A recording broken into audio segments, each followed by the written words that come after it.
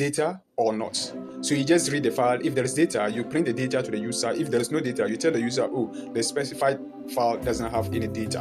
All right, so let's do that.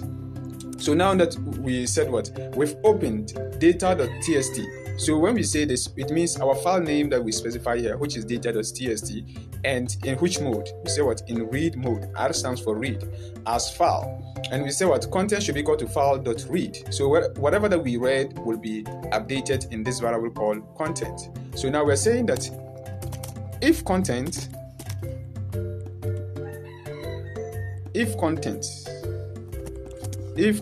dot strip, all right, print content,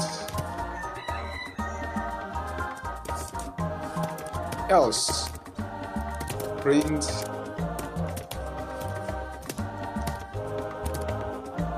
oops, there is nothing yet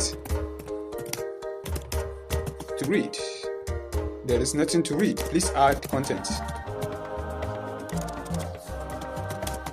Add content. Alright, so this is how we do it, and it will work perfectly. Let's run it and see. This is our data.txt file. You see there's nothing in the file. So now if I run the code, like this, you see it says what? Oops, there is nothing to read. There is nothing to read. Let me clear it here so that we'll be able to see what is happening. Alright, so let me run it again. Here, you say what? Oops, there is nothing in the file, or there is nothing to read. Please add content. Alright, so let me go back to the file. Let me go back to data.txt.